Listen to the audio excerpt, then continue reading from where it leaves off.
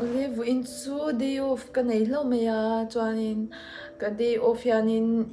I chuak thin em ti zon na te ka dong thina ma se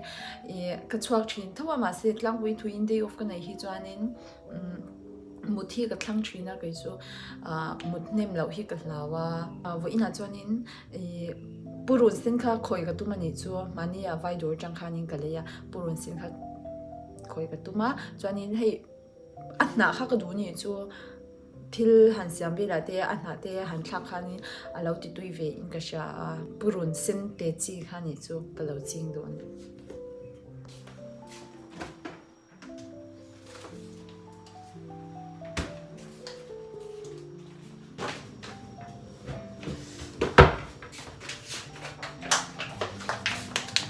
hi ka ai don ni chu hi dai so changa ka le ni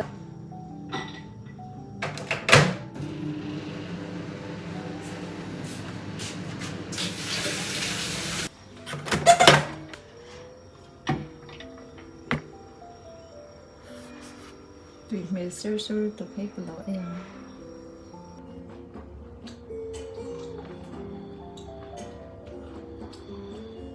ta hiani itlang a hiani sava lo en ni chumo katify a katify zo che ba chete ya oma noi lam pa kwan ta kwan katify lo lo nge o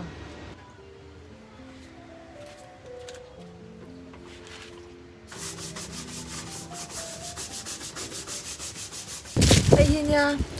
kapurun khoi tur chu hai vai dora ka le chu nyam ho chu me siam na te pokal on to hai siam hi azung hi la lo tua a chau ma ka linga ang khoi yang e ama khanin he ta hianin nya ba khoi chu ka chin hei a ro ve to tui ka pe to lo wa mo ta hianin khoi don ni su hei ka chanu ka in le lam cham mi nuru sani min pe ka nya ama hi Indonesian tin nya ba ka ama in khada kan lo chen ho to chin mo kan kal pe lai khan ni chanin hei hi dan dai so mi ka le nya hei hi ka mang don ni lei hi tlem lu tu ka ei ko zong ko ka le ne nya ate a bok hian sam le me yang ei ta thau hian sam le me yang chanin hết là nha đi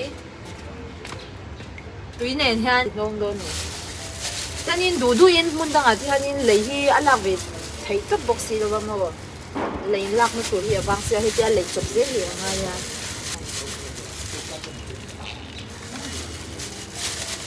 thì hanin cái xe mà ngã cái chuyện te ta si te sang đi te le bay te anh lâu cần hôm nay thì hanin anh lâu lạc về tuổi đấy mà chanin cho cần ai khom le hôm nay thì bộ dia chụp về hàng xe mà anh lạc chua mấy tuổi khan hay chú cái gì vậy hay thế nó máy lại in lâu chưa lắm nghe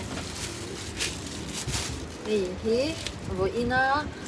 kapurun phun này chú hay azung khu alo này sa azunga này sa mấy bác cả hay atna hi alo chor sa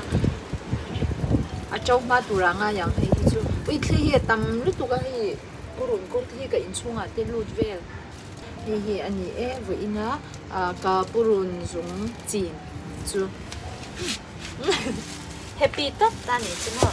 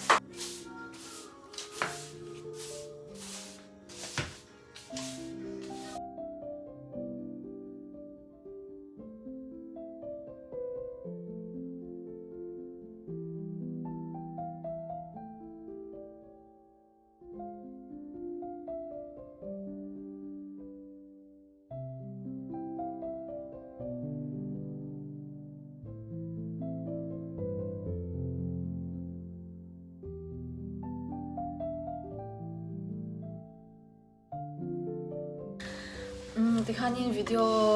cái lạc thấy hậu chín cái chỗ cái